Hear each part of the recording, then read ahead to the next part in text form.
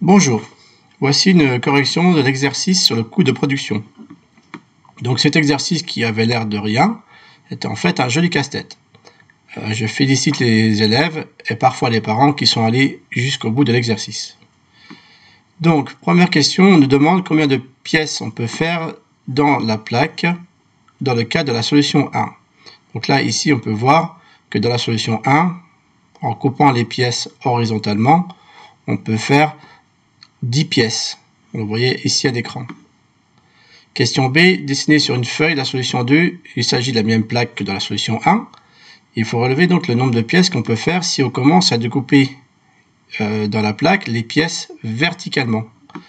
Donc on voit ici la correction. Donc on pouvait faire 9 pièces verticalement. Et la chute en bas qui faisait 5 cm, on se rend compte qu'on peut faire 2 pièces horizontalement. Donc, dans la solution 2, on pouvait faire 11 pièces. Question C. Sachant qu'une plaque coûte 2,75 €, calculer le coût matière d'une pièce. Donc, dans le cas de la solution 1, la plaque coûte 2,75 €, on peut faire 10 pièces, ce qui revient à un coût par pièce de 27 centimes et demi de coût matière. Dans la solution 2, la plaque coûte 2,75 €, on peut faire 11 pièces, ce qui revient à un coût matière de 25 centimes par pièce pour la solution 2. Alors, question 2.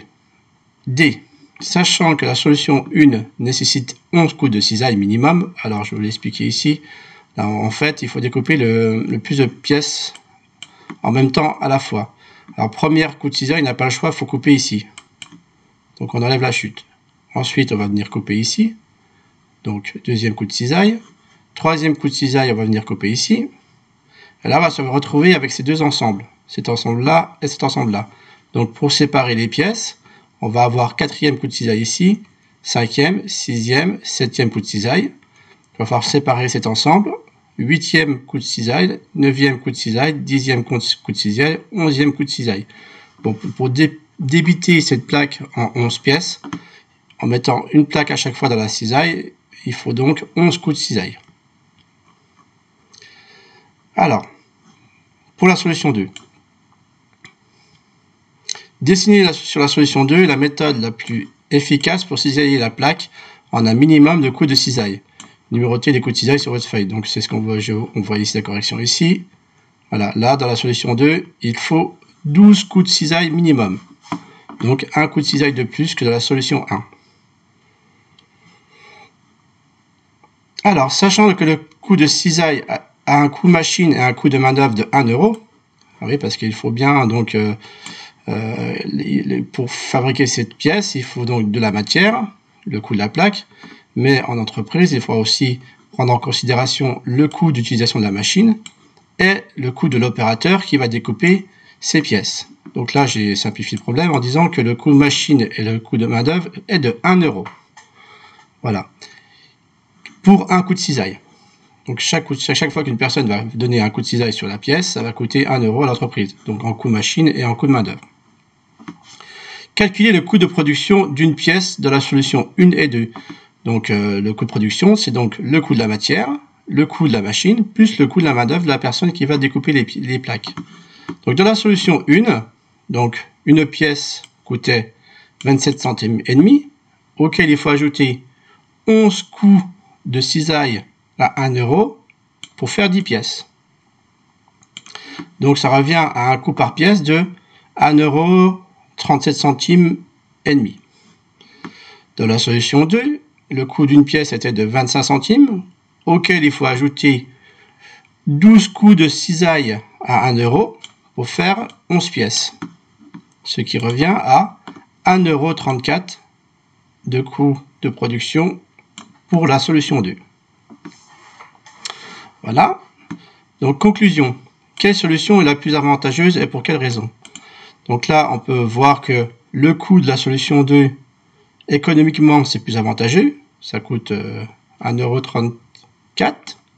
Et en plus, écologiquement, c'est aussi plus avantageux, car il y aura moins de matière gaspillée, il y a moins de chutes.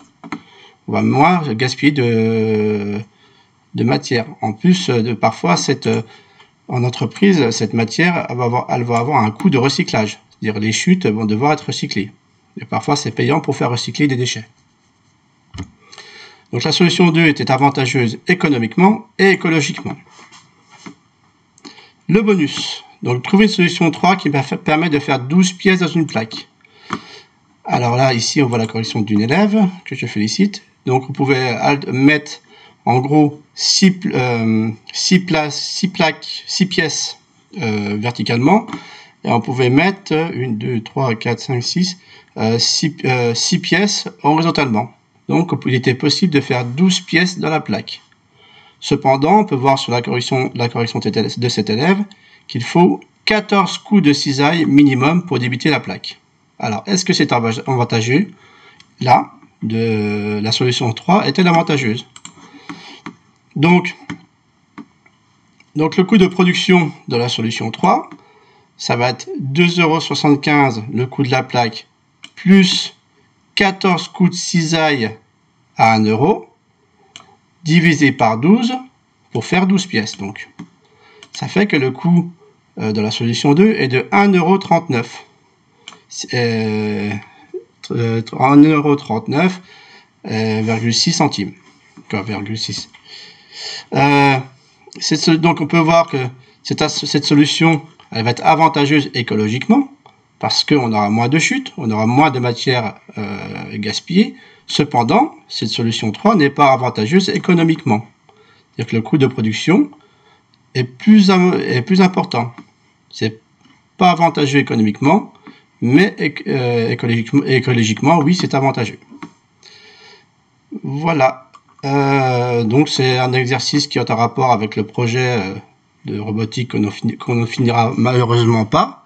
Donc c'est quand vous deviez découper les pièces dans les plaques de PVC pour fabriquer votre projet. C'est un rapport avec la fiche 1 de connaissances pour le brevet. Voilà, bon courage et bonne continuation.